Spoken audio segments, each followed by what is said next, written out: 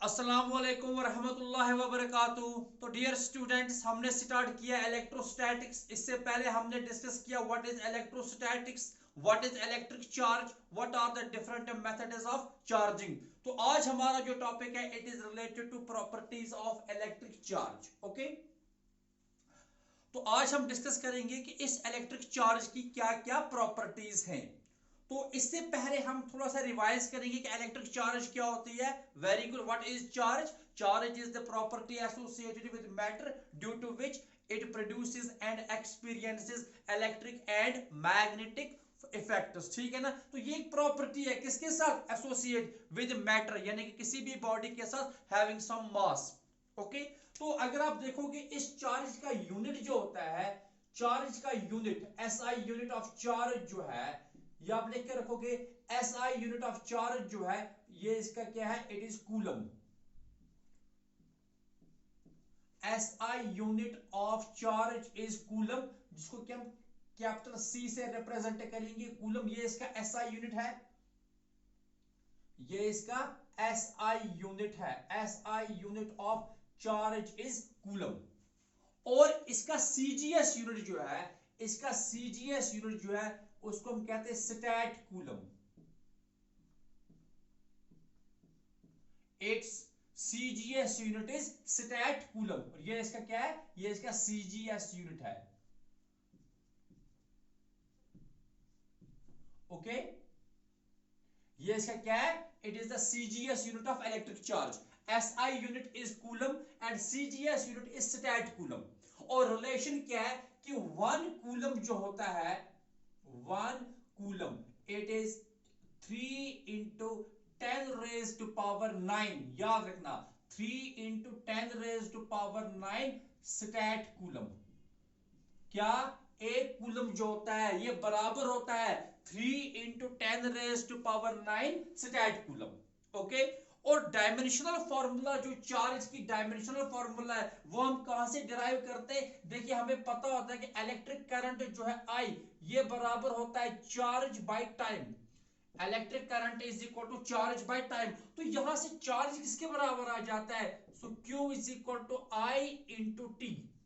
Q is equal to I into T. I क्या है? Electric current, T क्या है? टाइम। तो करंट के लिए जो डायमेंशनल फॉर्मूला, करंट जो है ना, ये तो फंडामेंटल क्वांटिटी है ना, तो इसके इसके बदले इसका डायमेंशनल फॉर्मूला जो हम लिखते हैं वो तो कैपिटल ए लिखते हैं। ए स्टैंड्स फॉर एम्पियर और टी हो गया टाइम के लिए। तो हम ये कह सकते हैं कि चार्ज का जो डायमेंशनल फॉर्मूला आता है, याद रखना, चार्ज के लिए डायमेंशनल फॉर्मूला जो है इट इज एटी। तो हम यहां पे लिखेंगे the dimensional formula of charge जो है it is equal to eighty.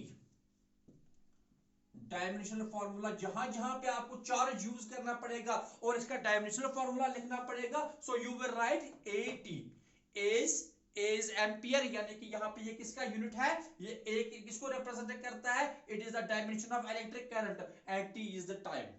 Okay, तो ये आप नोट करके रखेंगे। हमारा एसआई यूनिट जो इलेक्ट्रिक चार्ज का है वो कूलम है, इसका सीजीएस यूनिट स्टैट कूलम है, और एक कूलम बराबर होता है 3 into 10 raised to power 9 statcoulomb. And dimensional formula of electric charge जो है वो एटी के बराबर है। ठीक, और इसके साथ साथ एक और चीज आप नोट करेंगे, जो इलेक्ट्रिक चार्ज जो है, electric charge it is a scalar quantity. याद रखना, चार्ज जो है, charge is a scalar quantity।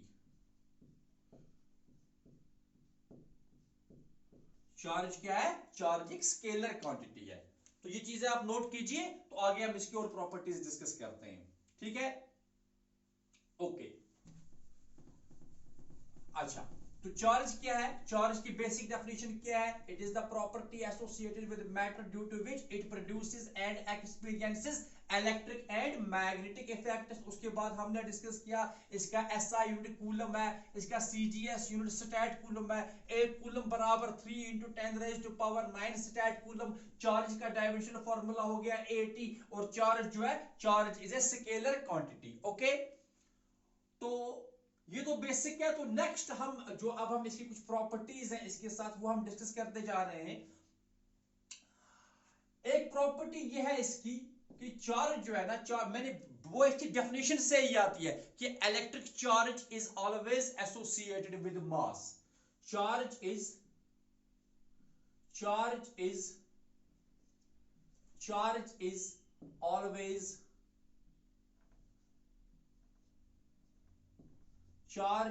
always associated, ये आप लिख के रखेंगे, साथ साथ अपने नोट्स बनाते जाइए।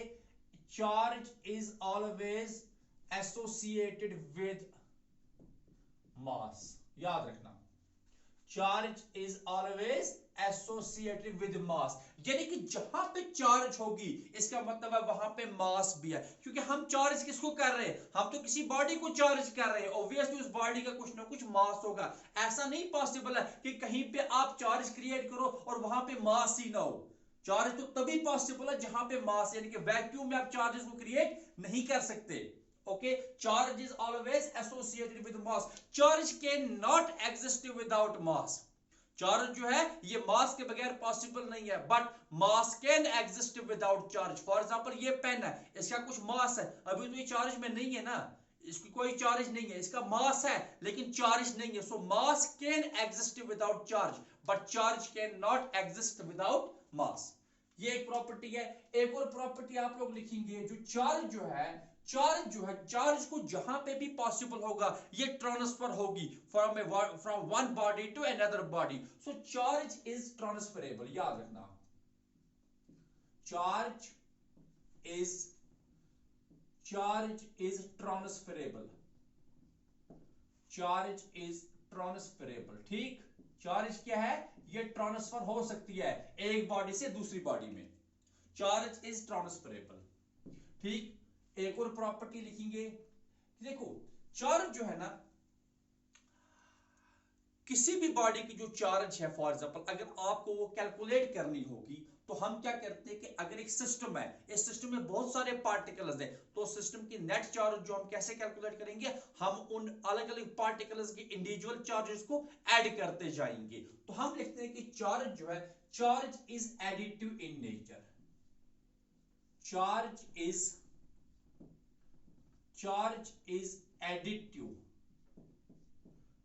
Charge is additive in nature. Okay, charge क्या है, charge is additive in nature, यानी कि जहां कहीं पे भी आपको चार्ज, एक सिस्टम की चार्ज को कैलकुलेट करना होगा, आपको उसके इंडिविजुअल पार्टिकल्स के चार्जेस को ऐड करना पड़ेगा। फॉर एग्जांपल अगर हमारे पास एक सिस्टम है, क्या like this, we have a system, इसमें बहुत सारे पार्टिकल्स हैं, एक यहां पे है, एक यहां पे है, ये है, एक और यहां पे है, फॉर एग्जांपल एक और यहां पे है।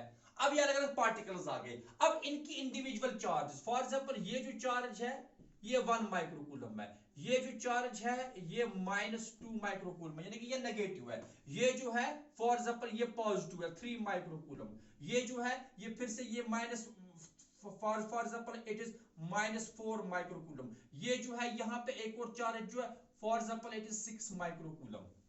अब आपको बतानी है इस सिस्टम की नेट चार्ज कितनी है, तो क्यू नेट जो होगा, यानी कि इस सिस्टम की नेट चार्ज जो होगी क्यू नेट, वो बराबर होगी ये जो चार्जेस है इनका सम। ये क्या है, ये 1 है, ये पॉजिटिव है, so we will write 1 microcoulomb. फिर ये क्या है, ये तो नेगेटिव है, सब यहां पे भी नेगेटिव लिखेंगे, तो -2 माइक्रोकूलम, फिर आ गई पॉजिटिव 3 माइक्रोकूलम। अब ये वाली चार्ज ये तो नेगेटिव है, सो -4 माइक्रोकूलम, फिर आ गई +6 माइक्रोकूलम।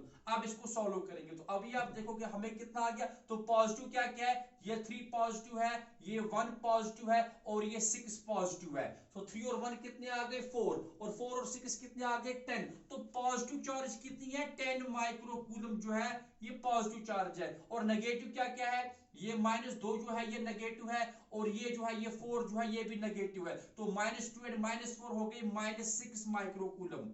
तो नेट आपको कितना मिला, Q net, so Q net is +10 और -6 कितने आ गए, सो इट इज 4 माइक्रोकूलम। तो कितना आ गया, 4 microcoulomb is net charge of this system. हमने ऐड किया, बट जहां पे नेगेटिव है उसको सब्ट्रैक्ट करेंगे, and this type of addition is called, इसको हम कहते हैं अलजेब्रिक सम। क्या कहते हैं, algebraic sum. So charges are always algebraically added, याद रखना, किसी भी सिस्टम की नेट चार्ज जो है it is the algebraic sum of charges of its individual particles. Okay, तो अब ये लिखेंगे, इसके बाद हम और प्रॉपर्टीज को डिस्कस करेंगे। Please note it. क्या क्या डिस्कस किया हमने? चार्ज जो है ये तो एसोसिएट है विद मास। ओके, यानी कि मास के बगैर चार्ज पॉसिबल नहीं है। Charge is transferable. जहां जहां पे चार्जेस जो है दो बॉडीज की चार्जेस आपस में आ जाएंगी, अगर एक की कम है एक की ज्यादा है तो वो ट्रांसफर हो सकती है। इसी तरह charges are additive in nature, यानी कि टोटल चार्ज एक सिस्टम की होगी it is the algebraic sum of charges of its individual particles. Okay, अच्छा, ये तो हो गई चार्जेस की प्रॉपर्टीज यहां तक।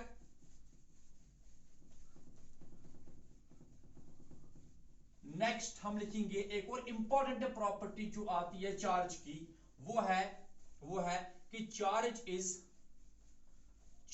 Is conserved in nature. याद रखना, नेचर में चार्ज जो है ना ये हमेशा कांस्टेंट रहती है। किसी भी सिस्टम की चार्ज जो है इट ऑलवेज रिमेन्स कांस्टेंट। तो आप लिखोगे नंबर 4 जो है electric charge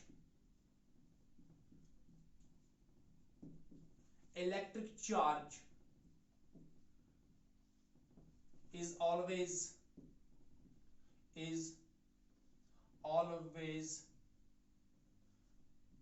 conserved in nature. Electric charge is always conserved in nature, यानी कि अगर किसी सिस्टम की चार्ज हमें लिखनी होगी तो वो हमेशा क्या आएगी, वो कांस्टेंट रहेगी। Electric charge is always conserved in nature, यानी कि एक पूरे सिस्टम की जो नेट चार्ज जो है वो हमेशा कांस्टेंट रहेगी। Net charge of an isolated system जो है इट ऑलवेज रिमेन्स कांस्टेंट, यानी कि हम ये भी कह सकते हैं कि क्यू नेट जो है ये हमेशा कांस्टेंट होगी। क्या रहेगी? कांस्टेंट रहेगी। अब इसको कैसे एक्सप्लेन करेंगे, यानी कि कभी आपसे पूछा what do you mean by conserved nature of electric charges and explain it. इसको एक्सप्लेन कैसे करेंगे? फॉर एग्जांपल हमारे पास दो बॉडीज हैं, ये बॉडी ए है और यहां पे एक और बॉडी हमारे पास है, ये बॉडी बी है। We have two bodies A and B, अब इनिशियली मान लीजिए ए में हमारे पास क्या है, in A we have 20 electrons and we have 20 protons. क्योंकि अगर हमें एक न्यूट्रल बॉडी है तो ऑब्वियसली उसमें क्या होता है कि नेट नंबर ऑफ इलेक्ट्रॉन्स जो है it is equal to number of protons. तो हमने एक बॉडी ली ए, इसमें क्या है 20 इलेक्ट्रॉन्स है 20 प्रोटॉन्स, और यहां से एक और बॉडी हमने ली बॉडी बी। फॉर एग्जांपल इसके पास क्या है, इसके पास 10 इलेक्ट्रॉन्स है और इसमें 10 प्रोटॉन्स है।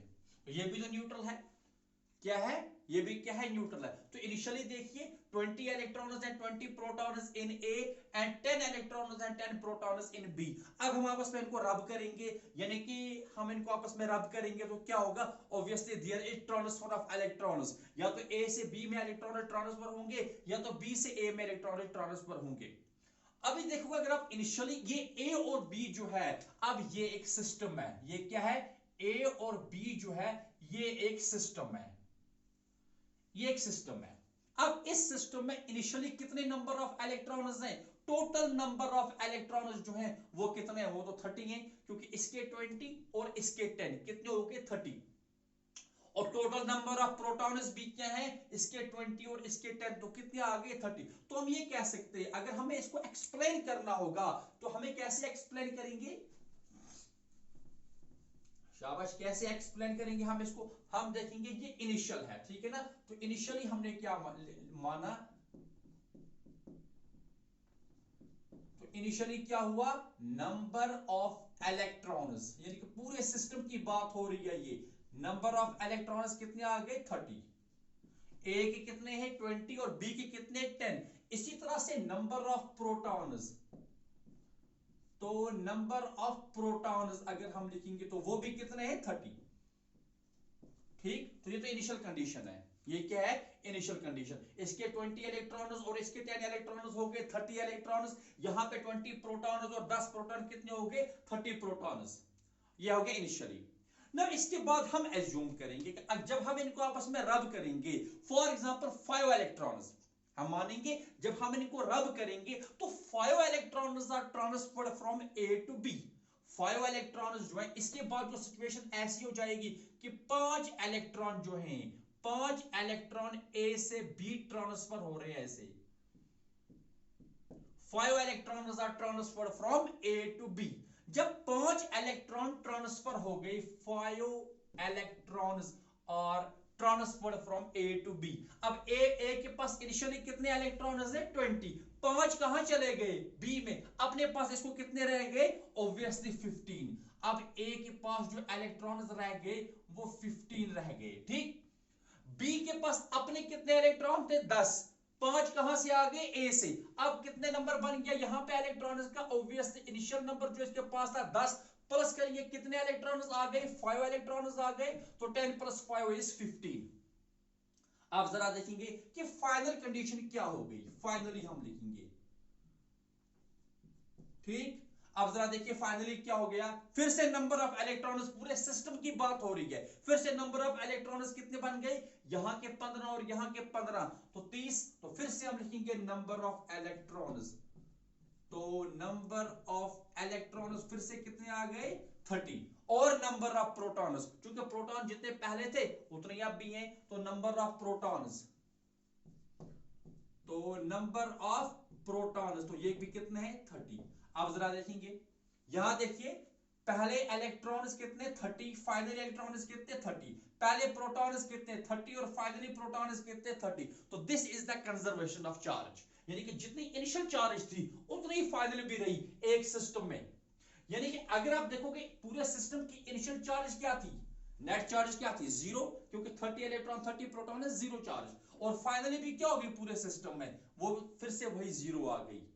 ओके, तो एक सिस्टम की जब बात है तो एक सिस्टम में क्या होता है कि electric charges always remain conserved.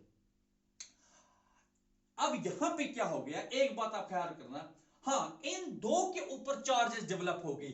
ए के ऊपर अगर आप देखोगे चार्ज कितनी डेवलप होगी, चूंकि ए ने 5 इलेक्ट्रॉन्स को लूज किया, तो ए के ऊपर जो चार्ज आएगी, charge on A, it is +5e। मैंने बोला है आपको, ई का मतलब होता है 1.6 × 10⁻⁻19 कूलम, यानी कि A will gain charge of 5 protons because it is losing electron, and similarly b will gain charge of, b will gain charge of 5 electron. तो बी के ऊपर जो चार्ज आ गई वो -5e आएगी, है ना, क्योंकि इसको इलेक्ट्रॉन की चार्ज आ गई, इसने इलेक्ट्रॉन को गेन किया। जो इलेक्ट्रॉन को गेन करेगा वो नेगेटिव चार्ज उसके ऊपर डेवलप होती है, जो इलेक्ट्रॉन को लूज करेगा उसके ऊपर पॉजिटिव चार्ज डेवलप होती है। ए के ऊपर 5 प्रोटॉन्स की चार्ज डेवलप हो गई, बी के ऊपर 5 इलेक्ट्रॉन्स की चार्ज डेवलप हो गई, तो यहां पे चार्जेस क्रिएट हो गए, हो गए ना चार्जेस, ए और बी में चार्जेस क्रिएट हो गए, ठीक है ना। जितनी चार्ज ए के ऊपर चार्ज क्रिएट हो गई उतनी ही चार्ज बी के ऊपर भी क्रिएट हो गई विद अपोजिट साइन, ठीक है ना। तो हम ये कह सकते हैं कि ये जो लॉ है इसको आप एक और तरीके से भी बता सकते हो कि charges are created in pairs. जहां पे पॉजिटिव चार्ज क्रिएट होगी वहां पे क्या होगा? नेगेटिव, उस सिस्टम में नेगेटिव चार्ज भी क्रिएट होगी, ठीक। तो यहां पे अगर क्रिएट होगी ना 5 प्रोटॉन्स की चार्ज, तो तब पॉसिबल होता जब इसी सिस्टम में किसी पार्ट पे कहीं ना कहीं पे 5 इलेक्ट्रॉन्स की चार्ज भी क्रिएट हो जाती, ओके। और इसी तरह से क्या होगा जब ये चार्जेस डिस्ट्रॉय हो जाएंगे, क्योंकि अगर एक इलेक्ट्रॉन वापस आएगा वो अपने साथ एक प्रोटॉन की चार्ज को न्यूट्रलाइज करेगा, ठीक है ना। जब transfer of 1 electron from A to B, it means gaining of charge of 1 proton on A and charge of 1 electron on B। इसी तरह से अगर इलेक्ट्रॉन वापस आ गया फॉर एग्जांपल, ठीक है ना, कोई एक इलेक्ट्रॉन वापस आ गया, ठीक, तो उसमें क्या हो जाएगा? उसमें ये हो जाएगा कि वो इलेक्ट्रॉन किसी प्रोटॉन के साथ उसकी चार्ज जो है वो न्यूट्रलाइज हो जाएगी, तो चार्जेस जब क्रिएट होंगे वो भी पेयर्स में क्रिएट होंगे, और जब ये डिस्ट्रॉय होंगे तो वो भी पेयर्स में ही डिस्ट्रॉय होंगे, ठीक। क्योंकि एक इलेक्ट्रॉन की चार्ज तब तक नहीं डिस्ट्रॉय होगी जब तक ना वो किसके साथ मिलेगा? प्रोटॉन के साथ। जब इलेक्ट्रॉन और प्रोटॉन एक साथ आ जाएंगे, एक ही सिस्टम में आ जाएंगे तो वहां पे उस इलेक्ट्रॉन और उस प्रोटॉन की चार्ज आपस में न्यूट्रलाइज हो जाएगी। ओके, तो हम ये भी कह सकते हैं कि इस ये जो लॉ है, ये जो कंजर्वेशन ऑफ चार्ज है, इट आल्सो, इसको हम ऐसे भी लिख सकते हैं that charges are created and destroyed in, आप ऐसे भी लिख सकते हो इसको, charges are created and destroyed in pairs, ये भी आप लिख सकते हो, charges are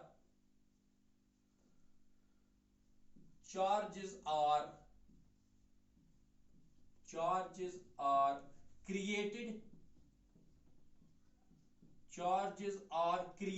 and destroyed, charges are created and destroyed in pairs।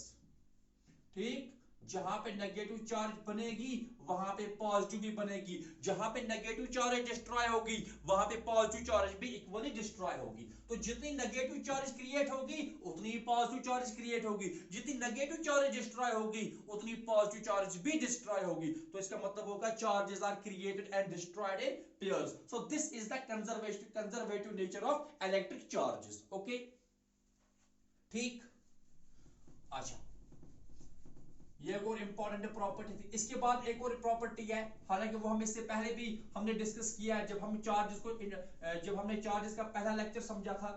तो वो ये है कि जहां पे चार्ज होगी वहां पे इलेक्ट्रिक फील्ड होगा अगर ये रेस्ट पे है, और अगर वही चार्ज मोशन में होगी तो इलेक्ट्रिक फील्ड के साथ साथ मैग्नेटिक फील्ड भी होगा। ये बहुत एक इंपॉर्टेंट प्रॉपर्टी है इलेक्ट्रिक चार्ज की, कि दैट, ये प्रॉपर्टी आप लिखेंगे कि that electric charge creates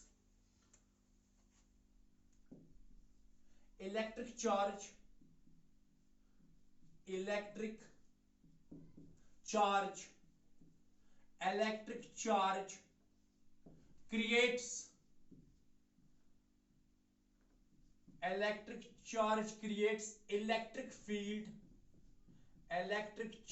creates electric field and magnetic field. याद रखना, इलेक्ट्रिक चार्ज क्या क्रिएट करती है, electric field as well as magnetic field. Electric charge creates electric field and magnetic field. ठीक, शाबाश। तो इलेक्ट्रिक फील्ड कब होगा, अगर चार्ज रेस्ट पे है तो it only creates electric field. Okay, but अगर ये मोशन में है तो ये इलेक्ट्रिक फील्ड के साथ साथ मैग्नेटिक फील्ड भी क्रिएट करेगी। ठीक, तो रेस्ट पे क्या होगा, अगर ये चार्ज रेस्ट पे है तो ये क्रिएट करती है ओनली इलेक्ट्रिक फील्ड। मैं ऐसे लिखता हूं EF, it means electric field. अगर ये मोशन में है, अगर ये चार्ज क्या है, मोशन में है, तो इट क्रिएट्स इलेक्ट्रिक फील्ड, और इसके साथ साथ ये क्रिएट करेगी मैग्नेटिक फील्ड भी। ठीक, ये भी एक इंपॉर्टेंट प्रॉपर्टी, आप इसको नोट करेंगे कि electric charge creates electric field as well as magnetic field. Okay, तो लास्ट पे हम डिस्कस करेंगे एक बहुत ही important property of electric charge, that is the quantized nature of electric charges. आप लिखोगे electric charge is quantized in nature. Electric charge is quantized in nature.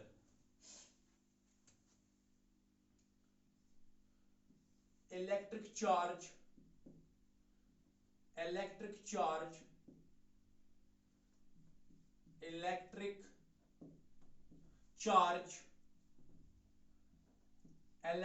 charge is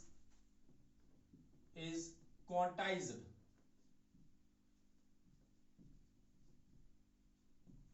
Electric charge is quantized in nature। ठीक,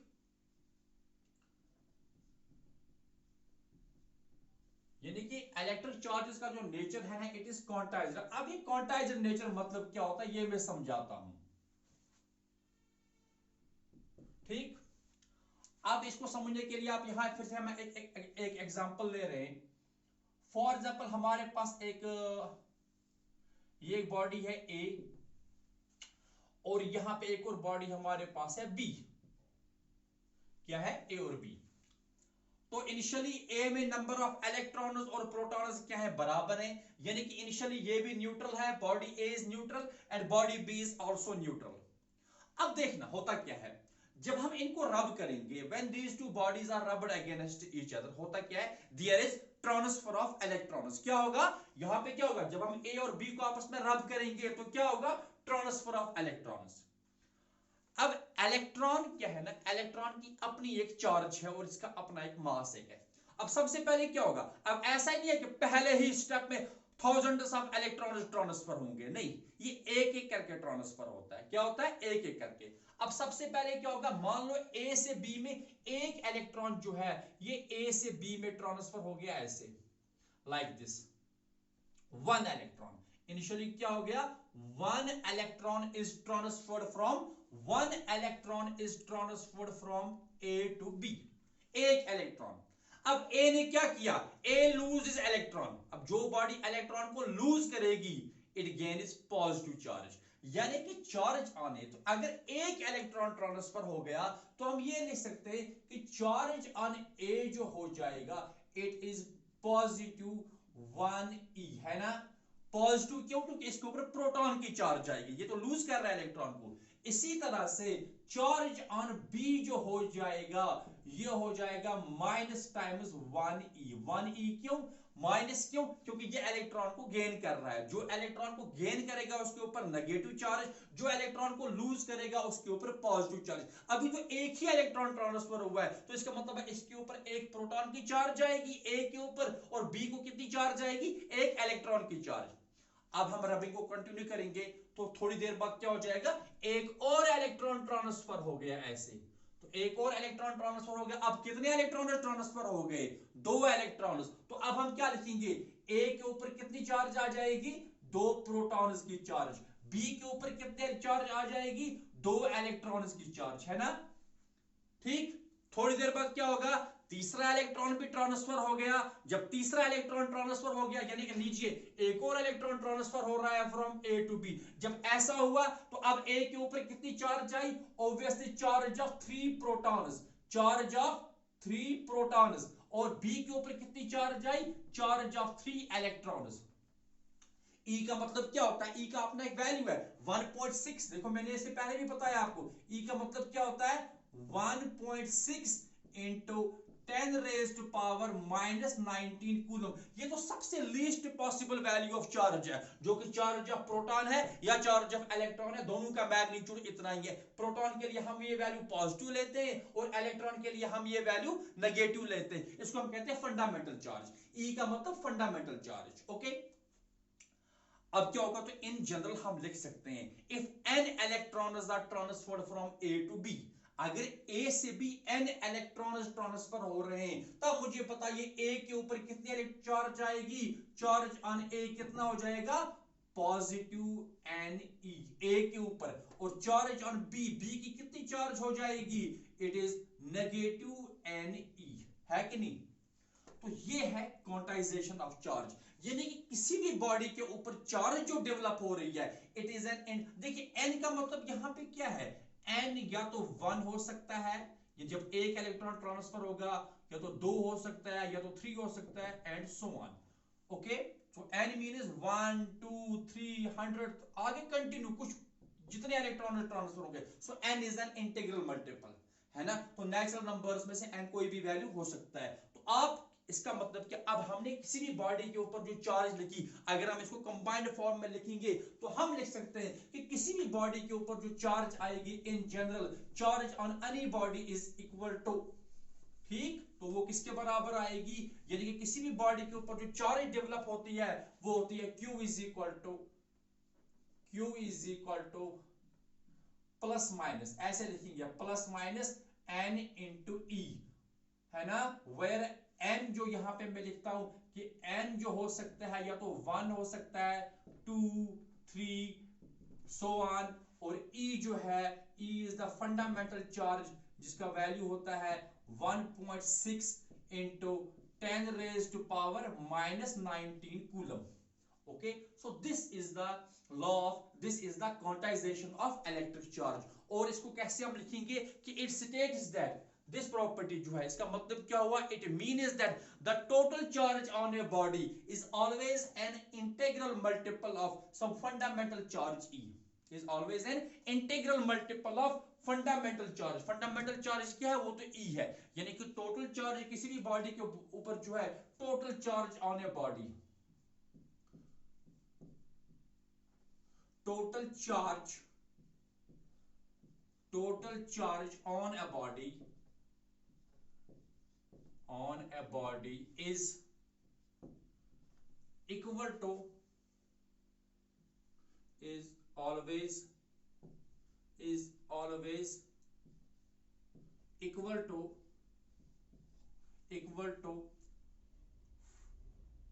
is always equal to integral multiple is always equal to integral multiple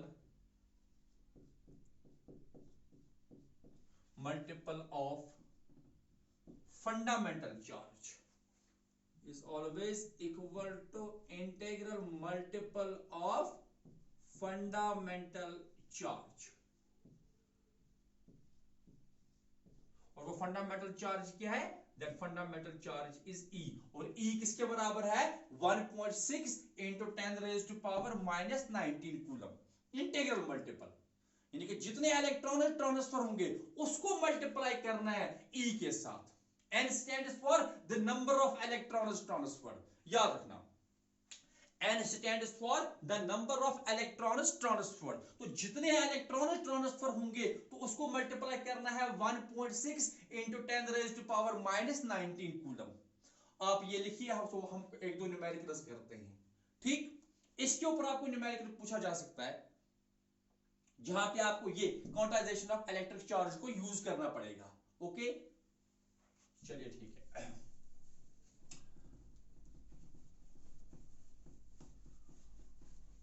अब for example आपसे question पूछा गया कि calculate the number of electrons in 1 coulomb of charge, एक coulomb यानी कि charge, देखो ना, चार्ज का मतलब ट्रांसफर ऑफ इलेक्ट्रॉन्स, तो ऐसा unit of electric charge is coulomb. हमें बताना है कितने इलेक्ट्रॉन ट्रांसफर होने चाहिए सो दैट की चार्ज कितनी डेवलप होगी, 1 कूलम के बराबर। अब क्वेश्चन लिखेंगे कैलकुलेट नंबर ऑफ इलेक्ट्रॉन्स, मैं यहां पे क्वेश्चन लिखता हूं, ये हमारे पास क्वेश्चन है, calculate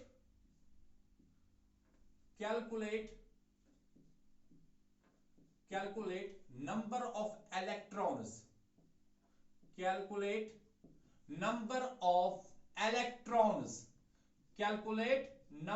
of electrons in 1 coulomb of, calculate number of electrons in 1 coulomb of charge, ठीक। Calculate number of electrons in 1 coulomb of charge, क्या करना है हमें बताना है, चलिए यहां पे लिखते हैं, हमें बताना है कि एक कूलम में, एक कूलम चार्ज में कितने इलेक्ट्रॉन्स होंगे, यानी कि we have to calculate n। तो क्या करेंगे इसके लिए, सिंपल हम यूज करेंगे क्वांटाइजेशन ऑफ चार्ज। तो हम सॉल्यूशन में लिखेंगे, वी नो दैट कि नेट चार्ज जो होती है it is equal to number of electrons into fundamental charge E, Q is equal to Ne। तो n किसके बराबर हो जाएगा, हमें तो n ही कैलकुलेट करना है, n will be equal to Q by E, n will be equal to Q by E। अब Q कितना जो क्वेश्चन में दिया गया 1 कूलम, तो हम लिखेंगे n is equal to 1 coulomb और डिवाइड आ गया E का अपना वैल्यू कितना है, very good, it is 1.6 into 10 raised to power -19 coulomb.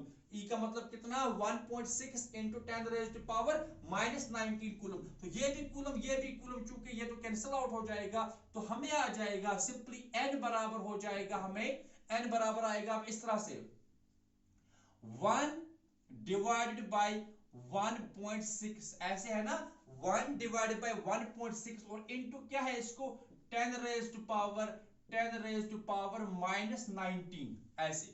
अब ये डिनोमिनेटर में है 10 रेज टू पावर -19, इसको जब न्यूमरेटर में शिफ्ट करेंगे it will be 10 raise to power +19, यानी कि n बराबर हो जाएगा, n बराबर आ जाएगा 1 डिवाइडेड बाय 1.6 और मल्टीप्लाई किससे हो जाएगा, मल्टीप्लाई हो जाएगा 10 रेज टू पावर 19 के साथ।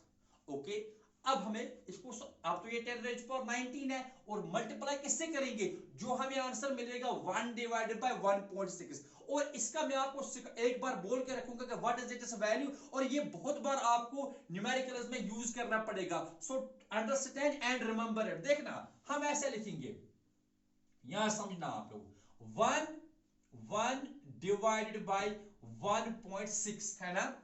अगर हम इसको मल्टीप्लाई और डिवाइड करेंगे 10 से, यानी कि न्यूमरेटर को भी मल्टीप्लाई करेंगे 10 से और डिनोमिनेटर को भी मल्टीप्लाई करेंगे 10 से, तो ऐसा लिखते हैं, इनटू ऐसा करेंगे 10/10, तो क्या बन गया ये नंबर, ये तो बन गया 10 इंटू 1 कितना आ गया, इट इज 10, और डिवाइड में हो गया 1.6 इंटू 10 कितना आ गया 16, है ना।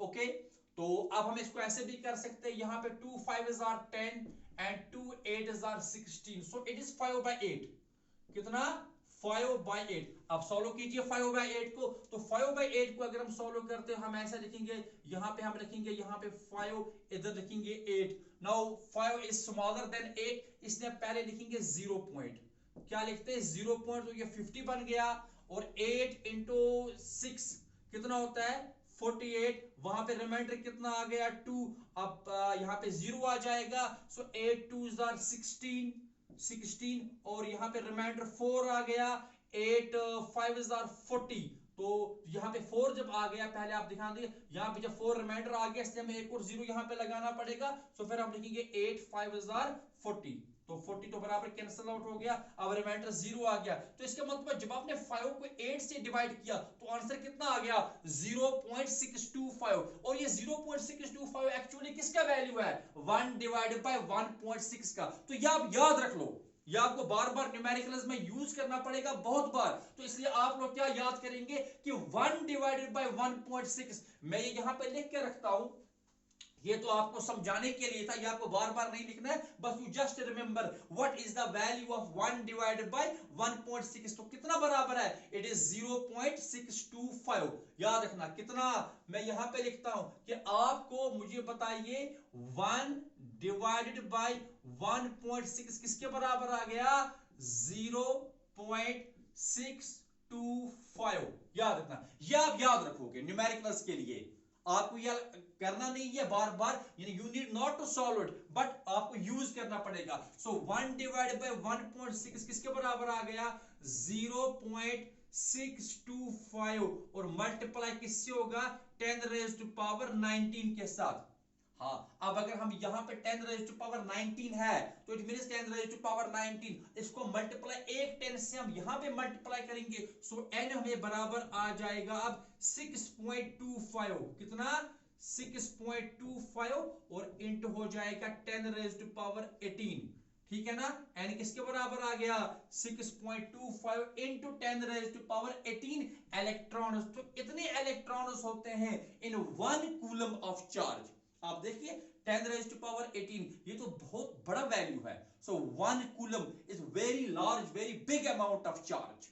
ओके, कभी आपसे कोई पूछे explain why 1 coulomb is large amount of charge, so because it contains 10 raise to power 18 electrons, तो 10 रेज टू पावर 3000 होता है, 10 रेज टू पावर 4 10,000 होता है, आप देखिए 10 रेज टू पावर 18 कितना बड़ा नंबर है। So that is why we say that 1 coulomb is a very large amount of charge. इसको नोट कीजिए, अंडरस्टैंड कीजिए, इसको नोट कीजिए। आपके लिए एक क्वेश्चन है, एक और क्वेश्चन मैं आप लोगों को दे रहा हूं, ठीक, ये क्या था, calculate number of electrons in 1 coulomb of charge. अब जरा एक और क्वेश्चन आप लोग लिखोगे, ठीक,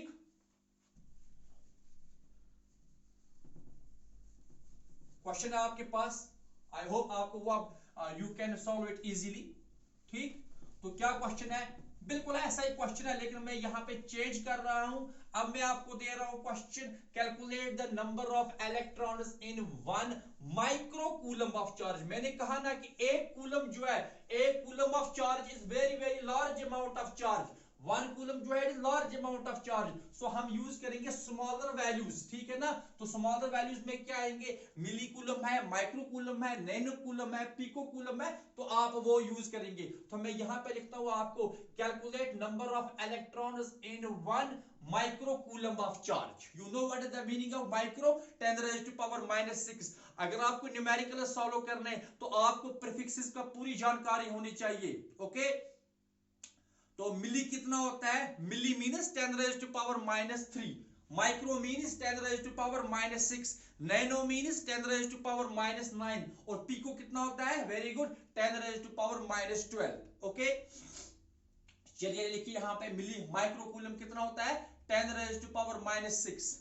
चलिए मैं यहां पे आपको एक चार्ट लिखवाता हूं, because it is very very important for your numerical. Numericals में आप लोगों को प्रॉब्लम होती है, देखना अगर मैं यहां पे, ये प्रीफिक्सेस है, ये प्रीफिक्स है,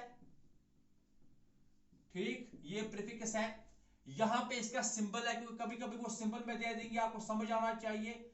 ये सिंबल है, ये क्या है इसका सिंबल, और यहां इस कॉलम में मैं इसका वैल्यू लिखता हूं। आप इस चीज को नोट करके रखेंगे ताकि आइंदा आपको कंफ्यूजन ना हो, ठीक। मैं आपको यहां पे लिखता हूं मिली, मिली, इसका सिंबल स्मॉल m होता है, इसका वैल्यू होता है 10⁻⁻3। यहां पे मैं लिखूंगा माइक्रो, माइक्रो का वैल्यू ऐसे म्यू होता है, और इसका वैल्यू जो होता है, ये सिंबल है म्यू, वैल्यू इसका होता है 10⁻⁻�6। नैनो जो होता है NaNO नैनो, इसका सिंबल है स्मॉल n, इसका वैल्यू होता है 10⁻⁻⁹। और पिको, पिको जो होता है ये स्मॉल p से रिप्रेजेंट होता है, इसका वैल्यू होता है 10⁻⁻12। तो जहां पे आपको लिखा गया होगा milli coulomb, you will write 10⁻⁻3 coulomb, micro होता है 10⁻⁻6 कूलम, नैनो होगा 10⁻⁻9 कूलम, और पिको होगा 10⁻⁻12 कूलम। ये एक प्रीफिक्स, यहाँ पे हमारे पास और भी प्रीफिक्सेस हैं, वी हैव आल्सो सेंटी, ठीक है ना, वो 10⁻⁻2 होता है, तो और भी बहुत सारे, लेकिन फिलहाल आप ये याद रखोगे, सेंटी भी इसके साथ ऐड कर लो, सेंटी मीन्स 10⁻⁻2 सेंटीमीटर जैसे है। अच्छा, तो आपके लिए क्या है कि calculate number of electrons in 1 micro coulomb of charge. ये आपके पास क्वेश्चन है, तो आप कर लीजिए ये क्वेश्चन, शाबाश। कैसे करेंगे, वेरी गुड, वही फॉर्मूला यूज करेंगे कि n बराबर q, q is equal to NE, q is equal to, है ना, तो q किसके बराबर, q is equal to NE। तो हम यहां पे लिखेंगे सॉल्यूशन में, सॉल्यूशन, शाबाश, q is equal to NE। तो n किसके बराबर, n बराबर q बाई e। चलिए भाई, n बराबर q के बदले कितना है, अब है 1 माइक्रो कूलम, तो हम लिखेंगे ऐसे 1 माइक्रो कूलम, और e कितना 1.6 इंटू 10⁻⁻⁻19 कूलम, ठीक, कितना 1.6 इंटू 10⁻⁻⁻19 कूलम। अब सॉल्व कीजिए इसको, तो हम ऐसा लिख सकते हैं, देखिए n बराबर फिर से ऐसे आएगा, 1 तो ऐसे ही रहेगा ना, 1 ऐसे रहेगा, मल्टीप्लाई, माइक्रो का मतलब 10⁻⁻6 डिवाइड बाई, इधर कितना 1.6, और इंटू कितना 10⁻⁻19, ठीक। चलिए भाई, ना 10⁻⁻6 और 10⁻⁻19 कितना हो गया, कितना हो गया, it is 10⁻+13, basis are same, powers will be subtracted, है ना। सो ये बन जाएगा, it is equal to 1 divided by 1.6, 1 divided by 1.6, और इंटू कितना आ गया 10⁻13। और समझ आ रहा है कि नहीं, ये है 6, ये है 19, 6 माइनस 13 19 कितना हो गया, वो तो -13 हो गया, ऊपर से लेके शिफ्ट करेंगे तो पॉजिटिव बन गया, ओके। तो अभी मैंने आपको बताया 1 डिवाइडेड बाय 1.6, शाबाश, किसके बराबर, 1 डिवाइडेड बाय 1.6 किसके बराबर, इट इज 0.625, और मैंने कहा ये आपको बार बार यूज करना पड़ेगा, इसलिए n बराबर आ गया 0.625 0.625 and multiply with 10 raised to power 13 N किसके बराबर 0.625 इंटू 10 रेज़ टू पावर 13 तो हम इसको लिखेंगे ऐसे इट इज इक्वल टू 6.25 और यहां पे हो जाएगा 10 raise to power 12 so this is the number of electrons in 1 microcoulomb of charge.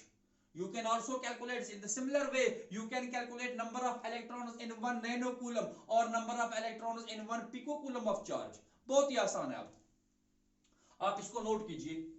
ठीक, प्लीज नोट इट. ओके, तो अभी मैंने आपको बताया कि जब इलेक्ट्रॉन्स ट्रांसफर होते हैं एक बॉडी से दूसरी बॉडी में तो हमें क्या होता है, चार्जेस आर डेवलप्ड. तो टोटल चार्ज किसके बराबर हो जाती है, number of electrons transferred multiply by charge of one electron, multiply by charge of one electron. अब यहां पे ध्यान दीजिए, जब इलेक्ट्रॉन ट्रांसफर हो रहा है, जब इलेक्ट्रॉन ट्रांसफर हो रहा है एक बॉडी से दूसरी बॉडी में, सिंस इलेक्ट्रॉन का अपना कुछ मास है, क्या है, देखिए यहां से यहां इलेक्ट्रॉन ट्रांसफर हो गया, इलेक्ट्रॉन का अपना कुछ मास भी है ना, तो इसके साथ साथ मास भी ट्रांसफर होगा. Besides transfer of charge there is also transfer of mass, there is also transfer of mass. तो जरा हम वो समझेंगे कितना मास ट्रांसफर होगा. तो मैं यहां पे लिखता हूं ट्रांसफर ऑफ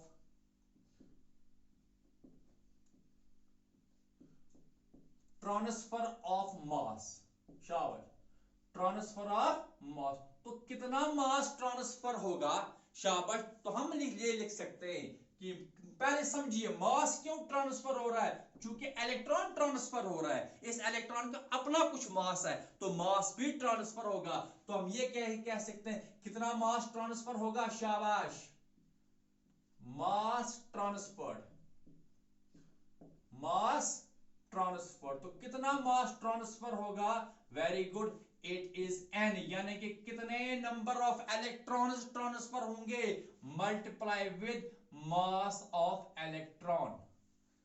वेरी गुड, कितना मास ट्रांसफर होगा, ऑब्वियसली जितने इलेक्ट्रॉन ट्रांसफर होंगे उसको मल्टीप्लाई करेंगे एक इलेक्ट्रॉन के मास के साथ. So it is n into 9.1 है ना, mass of electron 9.1 into 10 raise to power -31 kg.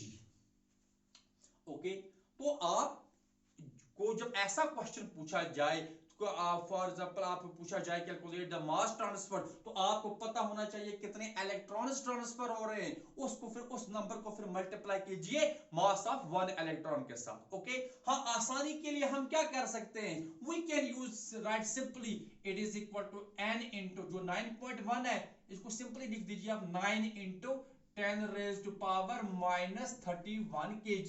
इससे थोड़ी सी कैलकुलेशन आसान रहेगी.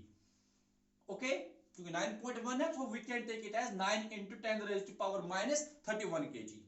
तो इस तरह से हम क्या कैलकुलेट कर सकते हैं, मास ट्रांसफर. हम एक क्वेश्चन करते हैं, आप ये पहले नोट करके रखिए, और ऐसे क्वेश्चन आपकी टेक्स्ट बुक में देखे हैं, जो एनसीईआरटी की टेक्स्ट बुक है वहां पे रेफरेंसेस में ऐसे क्वेश्चन आपको मिलेंगे. अभी हम एक एग्जांपल करते हैं, तो आई होप कि आपको वैसे क्वेश्चन फिर आ जाएंगे. मैं यहां पे क्वेश्चन एक लिखता हूं और आप भी वो मेरे साथ वो क्वेश्चन लिखेंगे और हम फिर सॉल्व करेंगे. ठीक, चलिए ठीक है. तो क्वेश्चन कुछ इस तरह से है. Question is that, very good, एक क्वेश्चन इस तरह से आप क्वेश्चन लिखिए, a glass rod, a glass rod is rubbed with silk. A glass rod is rubbed with silk and gains a charge of, a glass rod is rubbed with silk and gains a charge of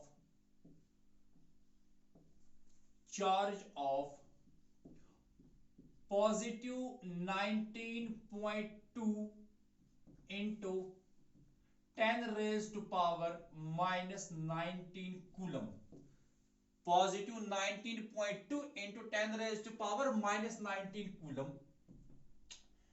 calculate क्या calculate करना है आपको? Number first आपको calculate करना है number of electrons transferred, number of electrons transferred, यानी कि आपको n स्मॉल n जो है वो कैलकुलेट करना है। और नंबर सेकंड आपको कैलकुलेट करना है मास ट्रांसफर्ड। क्या कैलकुलेट करना है? Mass transferred. Number of electron transferred और नंबर सेकंड जो है हमें वो मास ट्रांसफर्ड हमें कैलकुलेट करना है, कितना मास ट्रांसफर हुआ। सिंपल सा क्वेश्चन है। हमें है क्वेश्चन क्या बता रहा है कि एक गिलास रॉड है, इट इज रब्ड विद सिलिक and gains a charge of 19.2, ये पॉजिटिव है, 19.2 into 10 raised to power minus 19 coulomb. Calculate number first number of electrons कितने ट्रांसफर हो रहे हैं और मास कितना ट्रांसफर हो रहा है। तो सिंपल सॉल्यूशन लिखेंगे हम पहले ही। हाँ, नंबर ऑफ इलेक्ट्रॉन्स जो है तो मैंने आपको बताया क्यू बराबर होता है Ne, इसका मतलब है n किसके बराबर होगा? Very good, so n is equal to Q by E. n किसके बराबर? q by. तो q कितना है हमारे पास? कितनी है? 19.2 into 10 raise to power minus 19 coulomb और डिवाइड बाय है ई तो फंडामेंटल चार्ज है, it is 1.6 into 10 raise to power minus 19 coulomb. चलिए भाई 10 raise to power minus 19 coulomb और ये 10 raise to power minus 19 coulomb तो कैंसिल हो गया, वहां क्या बच गया?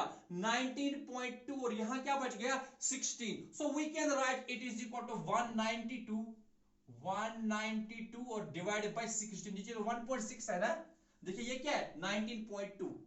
अगर आप इसको 10 से मल्टीप्लाई कर दोगे ये बनेगा 192। यहां पे क्या है? 1.6। इसको भी अगर 10 से मल्टीप्लाई करोगे ये बन जाएगा 16। आप कैंसिलेशन कीजिए, वेरी गुड। अगर आप यहां पे लिखते हैं 4 4 16 और यहां पे आ जाएगा वेरी गुड 4 4 16 और वहां पे कितना रिमाइंडर आ गया? 3 और 3 यहां पे चला जाएगा तो इट विल बी 32। सो 4 8 32। देखिए 192 को 4 से कैंसिलेशन करेंगे, 4 4 16, वहां पे 19 माइनस 16 इज 3, ये बन गया 32, 4 8 32। अब 48 डिवाइड बाय 4 है तो आंसर है 12। कितना आ गया? 12। तो 12 electrons are transferred from A to B, पहली बात। और नंबर सेकंड, अच्छा नंबर सेकंड जो मास ट्रांसफर है, चलिए मैं कैपिटल एम से लिखता हूं, ये बराबर है मास किसके बराबर होता है? Number of electrons transferred into mass of one electron, यानी कि Me, mass of one electron. तो n कितना है? वो तो 12 है, इट इज 12 और मल्टीप्लाई, मैंने आपको बोला आसानी के लिए हम क्या लेंगे? It is 9 into 10 raise to power minus 31 kg। तो चलिए इसको सॉल्व कीजिए। सो 9 2 कितना हो गया? 9 इंटू 2 आ गया 18, तो आ गया 8, 1 आ गया कैरी, 9 9 1 9 और 1 कितने आ गए? 10। सो इट इज 108 यहां पे और मल्टीप्लाई हो जाएगा यहां का 10 रेज टू पावर माइनस 31 और साथ में केजी। सो ये है mass transfer 108 into 10 raise to power minus 31 KG. कितने इलेक्ट्रॉन ट्रांसफर हो गए? 12 इलेक्ट्रॉन ट्रांसफर हो गए। कितना मास ट्रांसफर हो गया? 108 into 10 raise to power minus 31 KG. Okay, so this is the answer. So in this way we can calculate the number of electron transferred and also mass transfer. हाँ, यहाँ पे आप इसको एक दो इस तरह भी लिख सकते हो, you can also write it is equal to 1.08 into 10 raised to power minus 29 kg, वो भी आप लिख सकते हो, ये आपकी अपनी मर्जी है। ओके, लाइक ये देखिए ना, तो हम ऐसा भी लिख सकते हैं कि ये जो m आएगा कहीं कहीं पे यूजुअली ऐसे ही होता है स्टैंडर्ड फॉर्म में। सो इट इज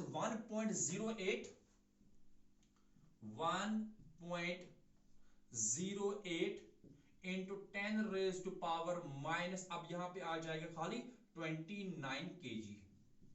ठीक है ना? सो इस तरह से हमने आज क्या डिस्कस किया? We have discussed the properties of charge. Charge का ऐसा यूनिट क्या है, वो तो कूलम है। सीजीएस यूनिट क्या है, स्टैट कूलम है। और हाँ, इसके साथ ये चार्ज जो है इसका डायमेंशनल फार्मूला क्या है, 80, ये स्केलर क्वांटिटी है। उसके बाद हमने चार्ज की जो है प्रॉपर्टीज को डिस्कस किया। शाबाश, क्या क्या है, charge is associated with mass, charge is transferable, charge is additive in nature, very good. Charge जो है ये कांस्टेंट रहती है, यानी कि इसका जो है it is always remains conserved in nature. Charge of an isolated system जो है it remains conserved in nature. या हम ये भी कह सकते हैं कि चार्ज जो है, charges are created and destroyed in pairs. Charge creates electric field and magnetic field, और चार्ज जो है electric charge is quantized in nature, that is Q is equal to NE। Okay, so I hope आपने ये lecture जो है ये understand किया होगा। Thank you very much.